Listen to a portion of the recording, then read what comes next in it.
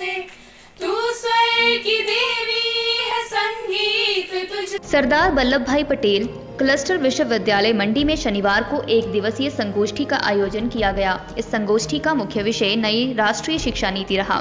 इस संगोष्ठी में मुख्य अतिथि अटल आयुर्विज्ञान एवं अनुसंधान विश्वविद्यालय नेरचौक के माननीय कुलपति सुरेश कश्यप रहे। इसके अलावा इस संगोष्ठी में मुख्य वक्ता हिमाचल प्रदेश विश्वविद्यालय में भौतिक विज्ञान विभाग के आचार्य डॉक्टर नागेश ठाकुर उपस्थित रहे। इस दौरान क्लस्टर यूनिवर्सिटी के कुलपति CL चंदन ने मुख्य अतिथि को शॉल टोपी पहनाकर सम्मानित किया। कार्यक्रम की शुरुआत दीप प्रज्वलित कर की गई। इसके अलावा इस संगोष्ठी में सरदार वल्लभ भाई पटेल क्लस्टर विश्वविद्यालय मंडी के 4 अन्य कॉलेजों के प्रतिनिधियों ने भाग लिया। इस दौरान मुख्य वक्ता डॉक्टर नागेश ठाकुर ने भी नई शिक्षा नीति के ऊपर प्रकाश डाला और यह बताया कि यह नई शिक्षा नीति किस तरह से नए भारत के निर्माण में सहायक होगी। आज राष्ट्रीय शिक्षा नीति 2020 के बारे में सरदार वल्लभ भाई पटेल विश्वविद्यालय मंडी द्वारा एक जो संगोष्ठी का आयोजन किया था,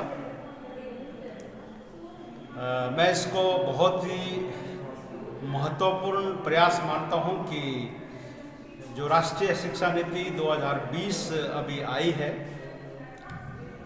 उस शिक्षा नीति को इम्प्लीमेंट करने के लिए केंद्र सरकार और सभी राज्य सरकारें प्रयास कर रही है।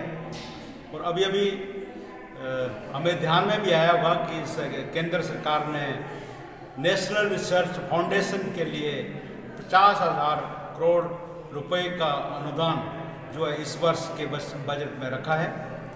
और इसी तरह जो हायर एजुकेशन काउंसिल बननी है, नेशनल हायर एजुकेशन काउंसिल, उसकी भी घोषणा इस बजट में की है। मुझे लगता है कि ये जो राष्ट्रीय शिक्षा नीति 2020 अभी आई है, एक तरह से इस शिक्षा नीति ने देश की आत्मा, देश की परंपराओं और देश की संस्कृति को समझते हुए यह शिक्षा नीति भारत को एक आत्मनिर्भर भारत बनाने में सफलतापूर्वक सिद्ध होगी, ऐसा मेरा मानना है। हिमाचल दस्तक वेब टीवी के लिए मंडी से धर्मचंद वर्मा।